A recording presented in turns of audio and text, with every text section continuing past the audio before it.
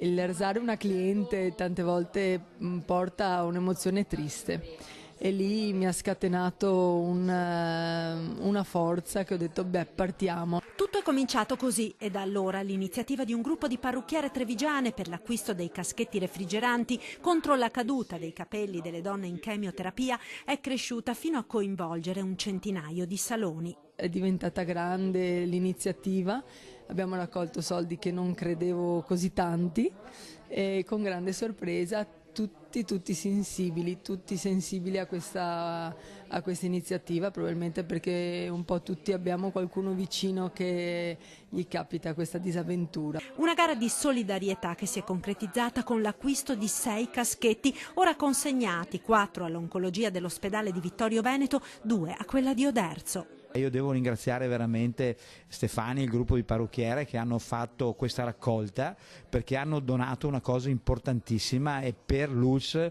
è un dono veramente sostanziale. Ci dà la possibilità di fare un cambiamento nella presa in carico complessiva della persona malata di tumore. Garante del progetto la LILT di Treviso. Un tempo fare la chemioterapia significava fare un percorso di sofferenza col vomito e su questo adesso abbiamo molti farmaci che aiutano a non avere questo fastidioso sintomo del vomito, ma adesso c'è l'opportunità anche di non perdere i capelli, quindi vogliamo sfruttare anche questa opportunità per tutte le donne che hanno la sventura di fare un percorso di cura chemioterapica.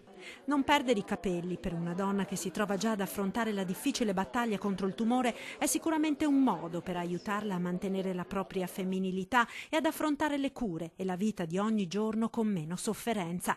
Testimonial per aver provato in prima persona la malattia un'infermiera che ha supportato le parrucchiere nell'iniziativa di solidarietà. Non perdere i capelli comunque significa alzarsi al mattino che anche se non stai benissimo, anche se ti vedi cambiare, perché è inevitabile comunque in 6 mesi di chemio avere dei cambiamenti, purtroppo per colpa dei chemioterapici e dei farmaci, avere la forza appunto di sistemarsi, di dire no, devo indossare il sorriso, trucco e sorriso, i capelli li ho, forza, andiamo avanti.